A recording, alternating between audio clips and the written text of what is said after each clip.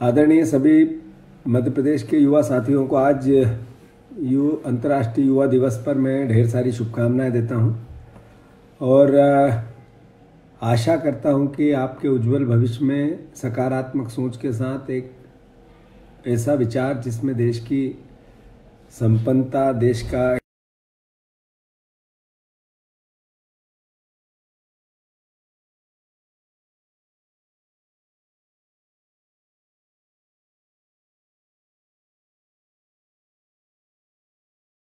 को आज़ाद कराया, जिसमें सभी समाज, सभी धर्म के लोग थे। और उन्होंने जब इस देश को आज़ाद कराया तब ये विचार उनके मन में आया होगा कि हमारी भावी पीढ़ी, युवा पीढ़ी एक स्वतंत्र विचार के साथ उन्नत भारत बनाने में सहयोग करेगी। मैं समझता हूँ ये भाव आपको और हमको समझना चाहिए। एक पूरे परिदृश्य में एक बात और सामने आती है कि मध्य प्रदेश में अभी अभी आप लोगों ने सरकार बदली है, राजस्थान में बदली है और छत्तीसगढ़ में बदली है। मध्य प्रदेश में हमने चुनाव के दौरान वो कई सवाल उठाए। राहुल गांधी जी अभी पूरे देश में कई प्रकार के नए सवाल नरेंद्र मोदी जी के सरकार से पूछते हैं। मैं हमेशा से कहता हूं कि सरकार चाहे जो हो पर वो देश की होती है, प्रदेश की होती है। प्रधानमंत्री सबका होता है और विपक्ष की भूमिका, विपक्ष का भाव हमेशा सवाल पूछने का होता है। मध्य प्रदेश में वो सवाल पूछते गए और लोगों ने बदलाव किया। लोगों ने इस आशा के साथ कि एक नई सरकार आएगी तो युवाओं को रोजगार देगी, किसानों को समर्थन मूल्य देगी, किसानों की फसलों का दाम आएगा, महिलाओं के साथ सम्मान के साथ उनकी समृद्धि होगी और उनकी सुरक्षा होगी। साथ ही साथ ये भी विचार आया कि भ्रष्टाचार में कमी आएगी। नरेंद्र मोदी जी ने 2 करोड़ रोजगार की बात कही थी, वो शायद कांग्रेस की सरकार ने कहा वो पूरा होगा। और वो सवाल जो देश के सामने आज सबसे बड़ी चुनौती बेरोजगारी की है, मैं समझता हूँ उससे जुड़े हुए कई बातें मध्य प्रदेश की जनता ने और छत्तीसगढ़ और राजस्थान की जनता ने कांग्रेस से आशा भरी निगाह के साथ देखा है। मैं युवा मामलों का मध्य प्रदेश का मंत्री हूं और आज युवा दिवस है, इसीलिए युवाओं से बात कर रहा हूं।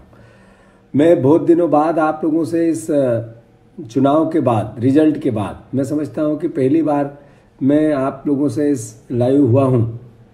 मुझे आज मन में भरोसा हुआ, एक आशा जगी कि मेरे परिवार के नए बच्चों से बात करनी चाहिए। ये जो सरकार बनी है ये सबकी सरकार है। जो वो लोग जिन्होंने भारतीय जनता पार्टी को वोट किया और कांग्रेस पार्टी को हराया, वो लोग जिन्होंने कांग्रेस का काम किया और कांग्रेस को जिताया, ये उन लोगों की भी सरकार है जिन्होंने कांग्रेस का काम नहीं किया या कांग्रेस को वोट नहीं दिया। वो मैं इसलिए कहना चाहता हूं कि सकारात्मक सोच है इसके पीछे, सबका भला हो, सबकी समृद्धि हो, सबके लिए कुछ न कुछ इस प्रदेश में आशाएं बने, ये हमारा भरोसा है। कमलनाथ जी एक ऐसे व्यक्तित्व है जिनके सोच पॉजिटिव विचार की है।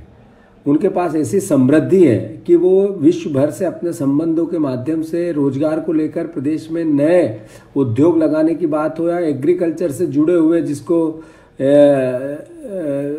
ग्रामीण क्षेत्र के युवाओं को रोजगार मिले, इसके लिए उनको महारत हासिल है।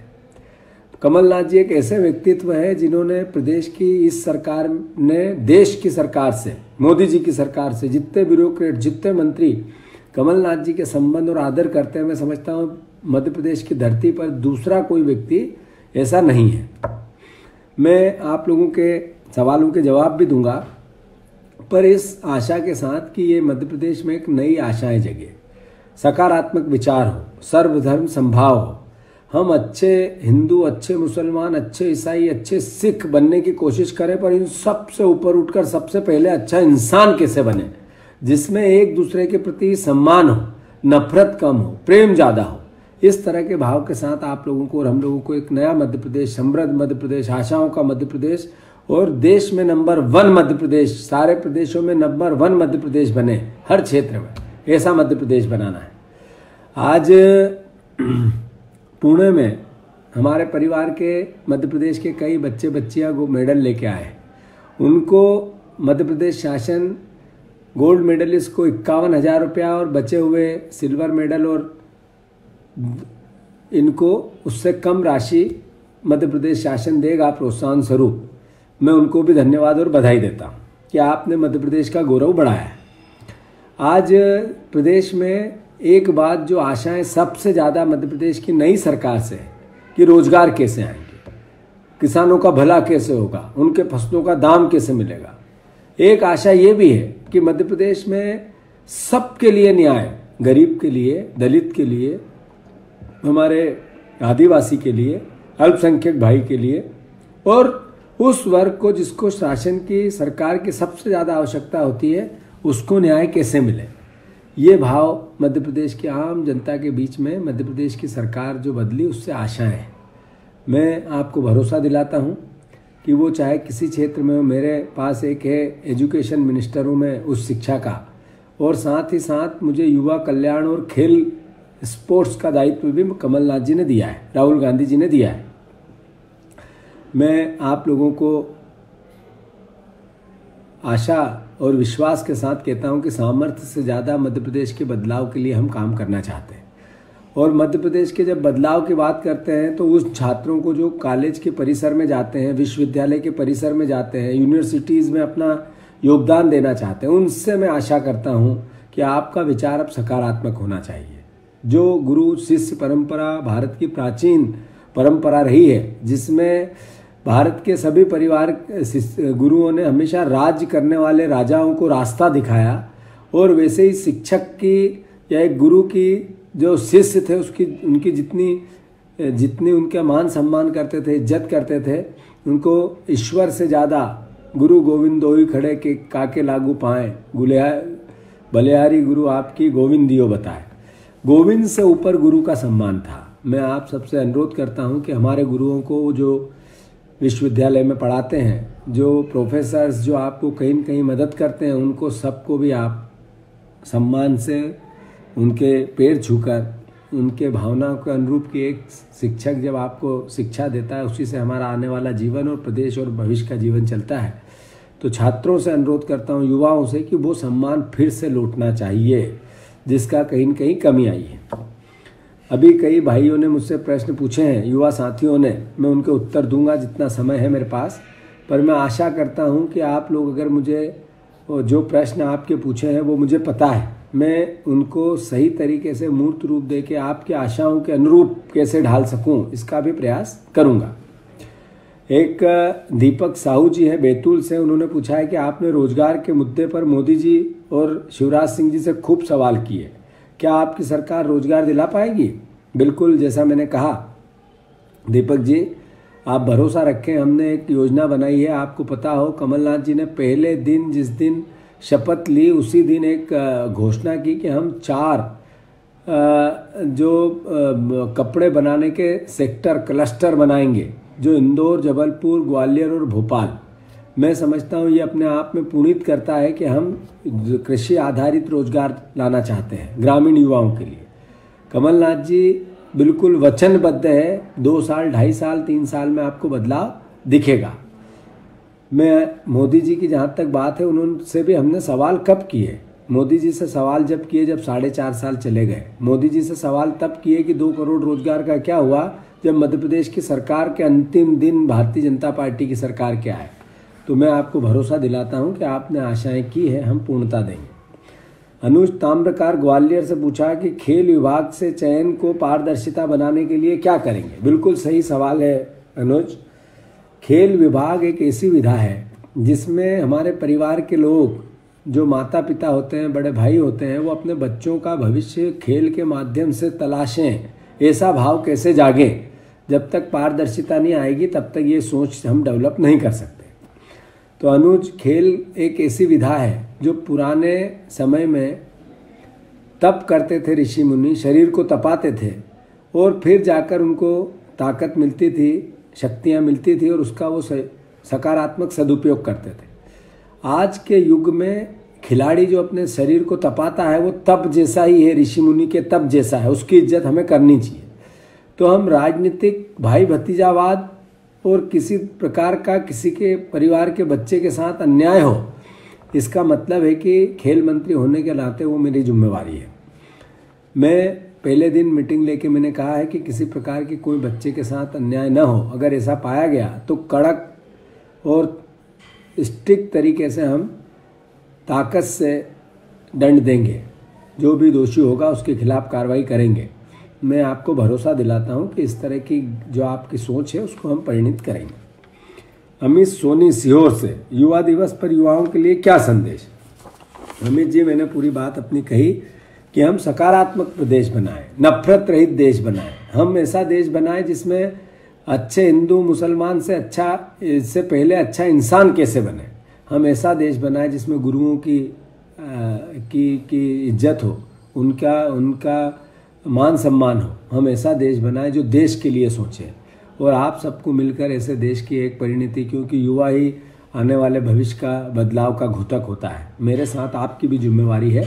मैं आपसे भी भरोसा कराता हूँ। मनोज सैनी जबलपुर से, शिक्षा के स्तर को सुधारना और शिक्षा विभाग के व्याप्त भ्रष्टाचार को खत्म करने के लिए आप क्या करेंगे? मनोज जी, बिल्कुल सही है कि आज का जो युग है वो पेशावर युग है, जिसमें शिक्षा, जिसके पास जितना पैसा वो उतने अच्छे संस्थानों में शिक्षा ले सकता है। और जहाँ पे सरकारी स्केल पे अच्छे स्कूल कॉलेज हैं वहाँ भ्रष्टाचार की कहीं न कहीं शिकायत मिलती है। हम एक ऐसा प्रदेश बनाना चाहते हैं जिसमें एक जैसी शिक्षा हो, सरल और सस्ती शिक्षा हो, विश्व की सबसे ज़्यादा अच्छी टेक्नोलॉजी और अच्छे कोर्स जो रोजगार मुखी हो, वो मध्य प्रदेश के संस्थानों में कैसे आए। मध्य प्रदेश की यूनिवर्सिटीज़ में ऐसा वातावरण कब बने जिस पर बच्चा पढ़े तो उसको पता हो, गारंटी हो कि मुझे रोजगार मिलेगा ही। मैं समझता हूँ इस तरह की रचना करने की आवश्यकता है, और वो हम एक टीम बनाई है जो 15 साल की शिक्षा व्यवस्था को रिन्यू भी करेगी, और आने वाले समय में कैसे कोर्स उसको हम इजाद करें, रिसर्च के माध्यम से कैसे नए सिलेबस लेके आए, जो परीक्षाओं का नया खाका कैसे तैयार हो, पारदर्शिता कैसे हो, और जिस तरीके की एक बच्चे में पढ़ने की इच्छा शक्ति के साथ जिसको सरकार का एक सहयोग की आवश्यकता होती है, उस रूप में हम कैसे एक हनुमान के रूप में उस बच्चे के साथ रहें, इसकी हम कोशिश करेंगे। जहाँ तक भ्रष्टाचार का सवाल है, हम ये अब आपसे यहाँ बात नहीं कर सकता हूँ, पर भ्रष्टाचार को पूरी ताकत से लगाम लगाई जाएगी, दोषियों को सजा दी जाएगी, और आप भरोसा रखें बहुत जल्दी आपको रिजल्ट भी मिलने लगेंगे। नर्मदा मालवी खरगोन से है, हमारी बिटिया ने कहा लड़कियों के लिए कॉलेज परिसर को सुरक्षित बनाने के लिए क्या योजना है आपकी? बिल्कुल सही है। लड़कियों के, हमारी बेटियों के कॉलेज में मैं समझता हूँ 3 तरीके से हम ज़्यादा सुरक्षित रख सकते हैं। एक तो आत्मनिर्भर बेटी बने, अपना खुद की सुरक्षा करने की उसमें ताकत आए, और उसको इस तरीके से लेस किया जाए स्कूल्स में जिसमें उसकी आत्मरक्षा को लेकर एक कोर्स हो। दूसरा, मध्य प्रदेश के स्कूलों को, कॉलेजों को हम कैमरे से बच्चों के कॉलेजों को लेस करना चाहते हैं, जो वहाँ की गतिविधियाँ पूरी कैमरे में कैद होती रहे। और तीसरा जो सबसे महत्वपूर्ण है कि जिम्मेवारी वहाँ के टीचर्स की, स्टाफ की, और उसकी जो जहाँ पे कमी देखी गई उसके लिए वहाँ दोषी होगा, सुरक्षा के माध्यम से भी, और जो गार्ड्स लगाने हैं या उसके लिए फंड सरकार को देना है, इस पर भी विचार हो रहा है। पर सबसे पहली ज़रूरत एक है कि बच्ची खुद हर परिस्थिति से निपटने के लिए सक्षम कैसे बने, इस तरीके के कोर्स की इजाद करना, मैं समझता हूँ कि ये भी एक सराहनीय कदम है हमारा, या प्रयास है, उसमें आपके सहयोग की अपेक्षा है। आशीष नामदेव नरसिंहपुर से है, कांग्रेस ने वचन पत्र में व्यापम घोटाले के कारण असफल हुए लोगों की फीस लौटाने की बात कही थी, क्या फीस लौटाएंगे? कांग्रेस के वचन पत्र में जो एक एक बात कांग्रेस पार्टी ने कही उस पर काम चल रहा है। जो वचन पत्र में फीस लौटाने की बात कही थी उस पर हम दृढ़ निश्चय है, आप बिल्कुल निश्चित रहे। अभी कल ही मैंने एक मीटिंग ली जिसमें बच्चों को जो अपने नॉमिनेशन कराने की फीस लगती थी 200-250 पोर्टल पे जाके, तो वो हम कम कर रहे हैं, और लगभग 75 रुपया, जो 200-300-400 रुपया एक बेटे को, एक बच्चे को लगती थी, उसको 100 रुपये के अंदर लेके आ रहे हैं। और MP ऑनलाइन से ही सिर्फ आपको अपना एडमिशन लेना है, नेट से जो CLC तक कॉलेज लेवल की जो आपकी एडमिशन होती है उसके तक, और बाकी भी भविष्य में भी आपको बहुत सहयोगात्मक एक ऐसी रचना की बहुत जल्दी हम मूर्त रूप लेंगे, जिससे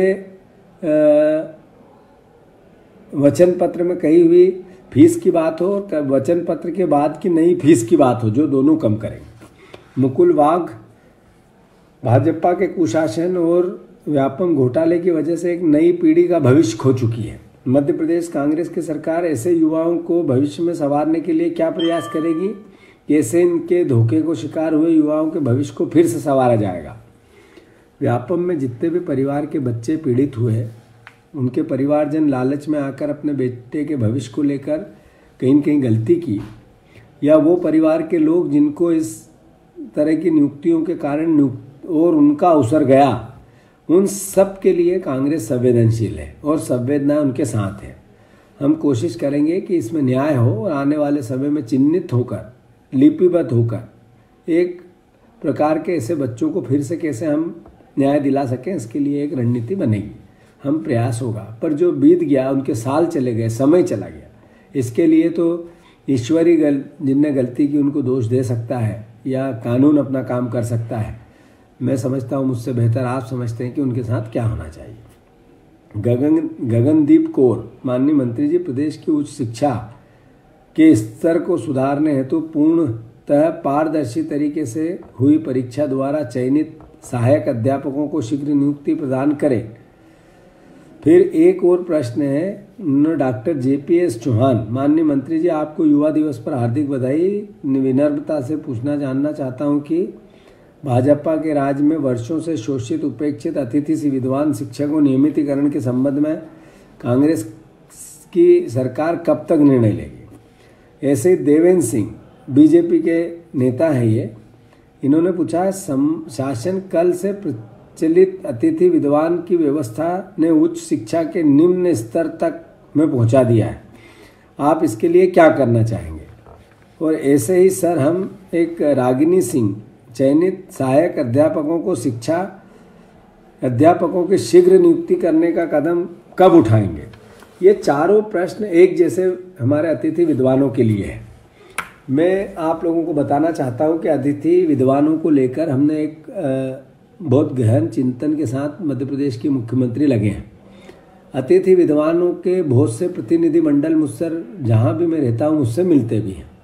उसमें एक वर्ग वो जिनने एग्ज़ाम पास की, PSC में पास हुए और उनको जल्दी से नौकरी चाहिए, अपना स्थान चाहिए, और एक वो जो किसी न किसी तरीके से असंतुष्ट है और वो कोई कमियों के साथ कोर्ट की बात करते हैं या इस PSC की एग्ज़ाम में छूट गए।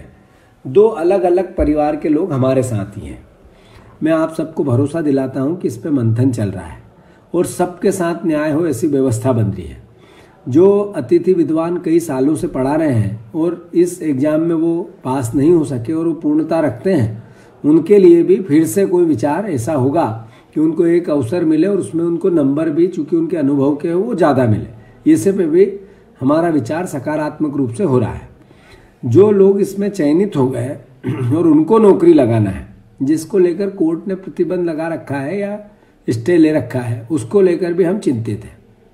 हम प्रयास करेंगे कि उसके लिए कोर्ट, चूँकि हम कोर्ट का आदेश मानने के लिए बाध्य हैं, पर फिर भी कोर्ट में न्याय संगत व्यवस्था, एक परिवार के बेटे जिसने एग्ज़ाम दे के पास की और उसको केवल इस बात पे कि कोर्ट में अटका हुआ है, नौकरी नहीं मिले, उसमें हमारा बेटा हो, हमारा भाई हो, हमारा दोस्त हो, तो कितना बुरा लगता है। इस वेदना को भी हम समझते हैं।